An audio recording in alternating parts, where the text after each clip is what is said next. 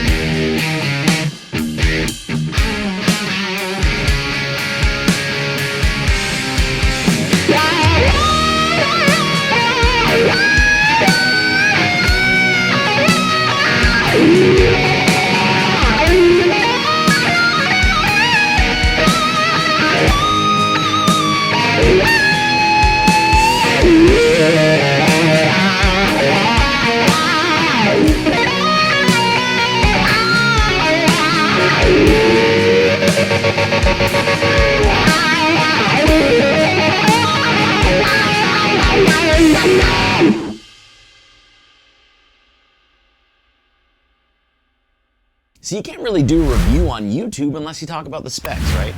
I'm gonna try and do that quickly, and then we'll get back to 5 more sound samples. So starting off, we have a gloss polyurethane finish body here. It is in a solid color rather than a stain. That's to hide the amount of wood that's actually in the body, but it is a slab mahogany body. So it's basically a Les Paul back without the carved maple top. We have a 50s vintage neck carve here on the gloss polyurethane mahogany neck. The Laurel fretboard here, yes, it is Laurel. I know you think yours is rosewood, but it's Laurel. Has dot inlays, and it is also bound. However, it doesn't have fret nibs. On the front of the headstock here is where you're gonna see the inlaid Epiphone logo and the silk-screened Les Paul Special model logo. On the back of the headstock is where you're going to see the Epiphone Vintage Deluxe tuners. But don't worry, these are in modern sizing. So if you don't like these tuners here, you don't have to get smaller tuners or anything like that. You can get just whichever tuners you want and install them without widening the holes here. You might have to drill pilot holes if you're going for Grovers though. We have a Graphtec nut. We have 2 volume and 2 tone here. They are CTS potentiometers with generic capacitors. A 3-way toggle switch, and that controls the Epiphone P90 Pro pickups. And lastly, we take a look at the bridge here. Typically, for wraparound on a Les Paul, you would see a non-compensated wraparound tailpiece. However, for the right-handed models, we have the lightning bar, which is typically found on SG specials, but for the left-handed, you actually get the non-compensated. But that's enough of the specs. Here's 5 more sound samples.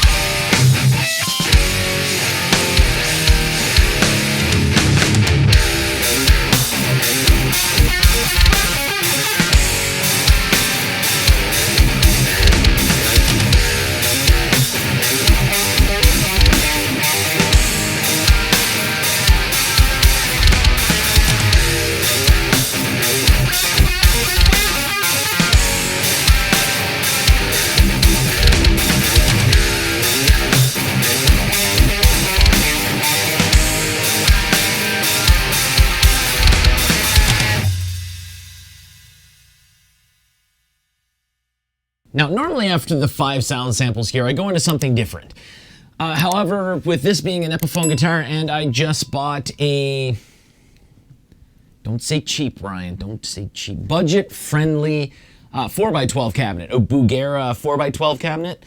We're going to call this section or segment here, uh-oh. He don't look happy. He's been using brand X. 89 Batman. Anyway, I want to do this just for the simple fact that if you're buying an Epiphone guitar, there's a chance, doesn't mean that's always the case, but there's a chance you may have a more budget-friendly setup. So what I want to do is actually play this through, just with one sound sample, through a budget-friendly cabinet, so you have a little bit of a different idea of what it might sound like with different speakers.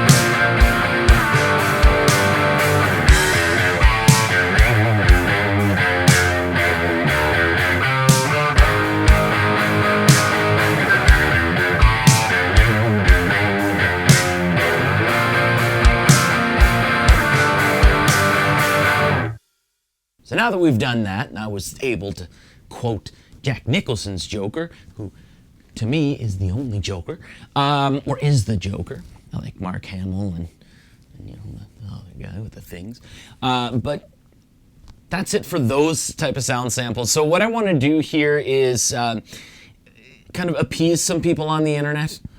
It is beneficial. However, what I'm trying to do here is prevent tears from forming themselves in the comments. And we're going to play this clean with all 3 pickup positions.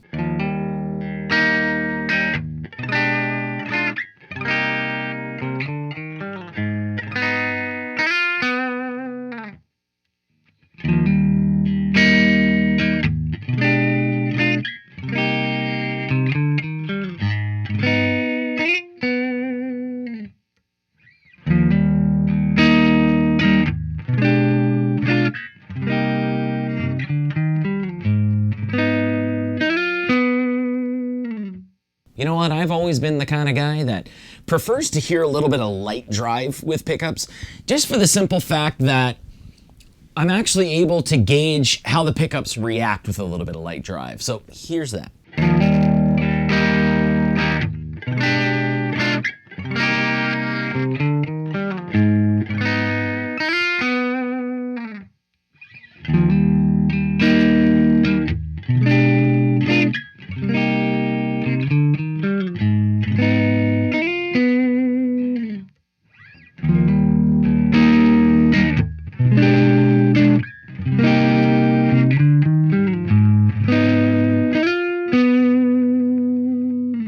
And like I stated earlier, we do have CTS potentiometers and like a generic capacitors. So let's go ahead and turn some knobs and you'll see how everything sounds.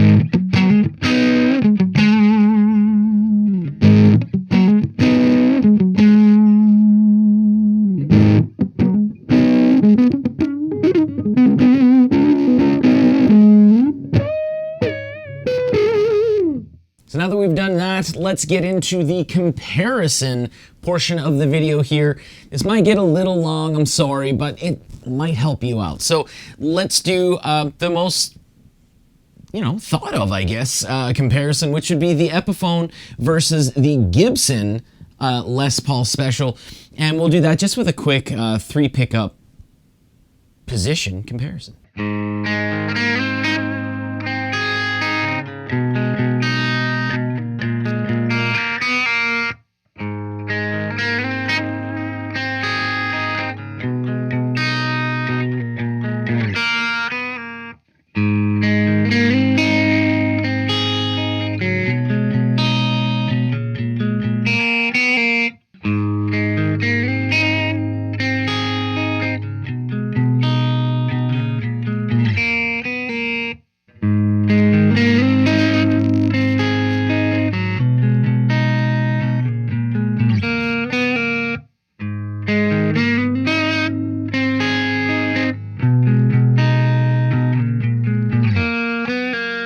And the next comparison here will either get me labeled as a jerk or, hey, that's good to know.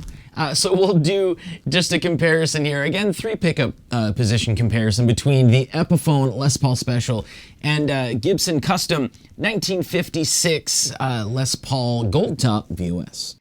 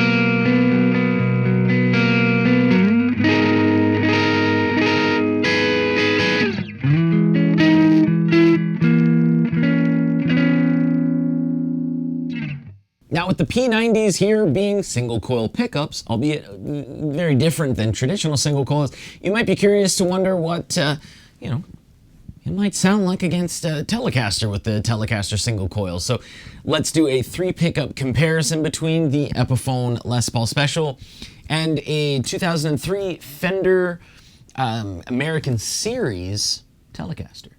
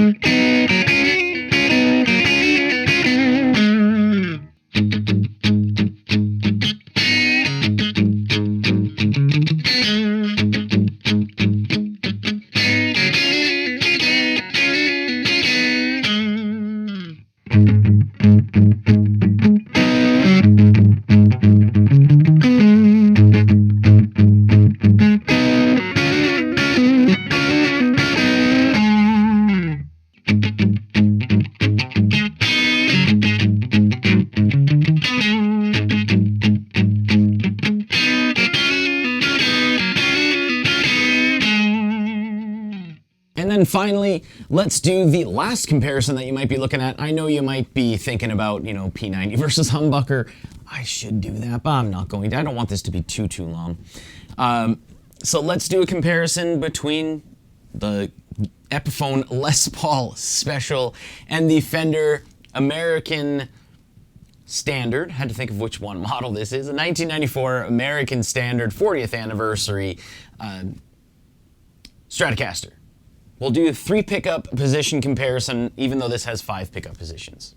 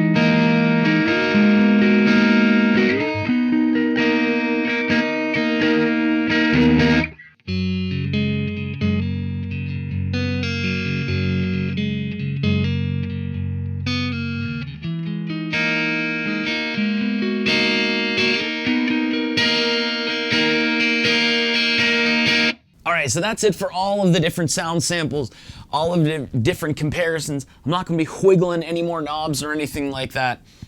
So it's at this point in the video where you've had that opportunity to listen to the guitar and, hear sound differences and stuff like that. And so in your mind, you're able to actually gauge whether or not you think this is a good sounding guitar, right? Albeit you have to remember that's with someone else's hands, someone else's amp choices and setting choices, and someone else's choices on what they've actually played. So we have to keep that in mind, but I do want to talk about my thoughts on this guitar here, like on how it feels and how it sounds, just to give you an alternate perspective. So for me, yes, I think this is a good guitar. This is a great guitar. If you're looking for a Les Paul Special, so like a Les Paul, like a stripped back one, the half a Les Paul, or just a Les Paul back without the maple top, and you want some P90s with a simple wraparound tailpiece, this is a great choice for you. There are certain things that may shift you a little more towards the Gibson over the Epiphone. I mean, resale value is definitely one of them. TV yellow Gibson Les Paul Special will retain its value a lot more than an Epiphone. But there's a few other things. The potentiometers and the capacitors. So the potentiometers here are pretty good. The capacitors are pretty good as well. However, having orange drop capacitors, or so like an upgraded capacitor with P90 pickups, is something that is recommended, just because you get a little more out of your tone. And when you're doing that, like when you're playing with a P90 guitar, more than a humbucker, you're actually messing around with your tone knobs. Get a junior, you'll learn a whole bunch, but you tend to learn a little more on a P90 guitar because there's more tones that you can get out of it, and there's more variance that you can get out of a P90 pickup. So when it comes to capacitors, even though like 95% of players don't use them, because if your tone is all the way up, it's not in the signal. It's actually closed from the signal. The only time that the capacitor's in use is if you dial your tone back. But on P90s, you tend to use that. So having an upgraded capacitor will help you out. Capacitors are not expensive unless you go for the crazy capacitors, but like $6 to $12, and you can get an orange drop capacitor and have it soldered in here. A lot of people focus on the headstock here with the headstock shape. This is a newer headstock shape. It's not the same as the Gibson. It is still like that little bit longer and a little bit thinner on it, but a lot of people focus on this as a main drawback on this guitar, which I think that's silly. However, what Epiphone does for their headstock connection to the neck, rather than having it as one piece, this is actually a scarf joint that's on the back of the neck here. That's how the headstock is all connected and everything. So that's something that I think should be focused on a little more. However, scarf joints, they've been around for years, right? So, but it's something that's just not brought up very often. This also comes in a box, cardboard. So you have to buy either a gig bag or a case. Okay, so if you don't care about those things, that's perfect, because that now means that the case or the gig bag is not built into the pricing of the guitar. But like for resale value, and if you're going places with this guitar, you should get a case. And the pickups here, they're very nice. They're very good. There is a lot of, a little more high-end focus on them, a little less mid-focus, and a little less low-end focus in comparison to the Gibson. You can adjust that on your amp. Remember that. Think of this. You can adjust that on your amp. That won't make them sound exactly the same because of the loss of focus in the mid-range and the low end. But you can still get amazing tones out of this. But on its own, the Epiphone is just, it's a great guitar that you'll be able to play for a while, and you'll be able to learn a whole bunch from it, and you'll be able to get inspiration from this guitar for sure, especially if the other guitars that you've owned previously were humbuckers, and you're now moving to P90s, because now you're getting into a completely different tonal range. So P90s, hopefully, as I was able to demonstrate in the video, maybe not, they're very versatile. So people think that you can't use these for high gain. You can. There's noise. You can't get around that. There's definitely noise that's going to come through here because they're single coil. They're not dual coil or humbucking or anything like that. So you're going to get hum. That means you want to invest in a noise gate, and in certain areas with lighting and stuff like that, you might want to, instead of playing this way, you might want to play this way to avoid like interference and such. But this pickup right here, the bridge pickup, has incredible punch through it in comparison to a humbucker. There's always going to be a little more top end in a bridge P90 than on a bridge humbucker, unless that humbucker is completely skewed towards that and very hot. But a lot of people think, again, because this is single coil, when you play with gain, it's just going to come across as clean. That's definitely not the case. And the neck P90 here is gorgeous. They're fantastic. To me, the Gibson or Gibson Custom Shop, just there's a little more, how would you put it? I hate using this word. There's a little more soulful low end to it. And it's just the mid-range just comes through a little more, but that doesn't mean that this is bad. This is fantastic. So if you're going from a humbucker to this, you're just going to be able to get a more varied range of tones. And again, please play with your volume and your tone knobs, because once you learn how to do that, that's when this pickup right here becomes way, way, way more valuable. I do have to note, because I do own the Gibson version, it does feel like this has a maple neck. It doesn't. But with the way that the tension is here, even set at the exact same as the Gibson, it feels like the strings are a little looser, and it feels like there's a little bit more snap here. So I did this in a previous video, so I'd like to do this right now, and hopefully it'll translate, but this is what the Epiphone sounds like, and this is what the Gibson sounds like. So you should be able to hear it's just a little bit deeper whereas there's not as much overall low end in this.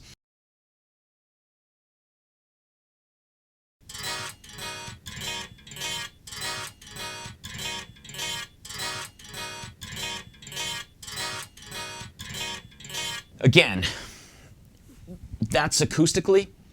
So when a lot of people think acoustically, they go, oh, it doesn't matter because that's, you got pickups and that'll change that.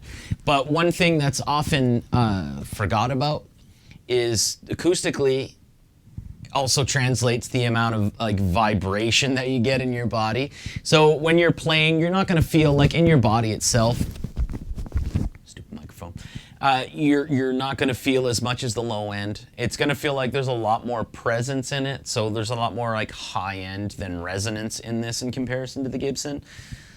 But again, like you probably won't know that unless you have both guitars. But again, bottom line, this is a fantastic guitar. And if you're just looking to dip your toes into P90s, this is a great option for you. If you've owned P90s before and this just interests you, it's a great option for you. Just make sure you go and try it out in the store for yourself to make sure that you're going to actually bond with the guitar. Thanks for watching.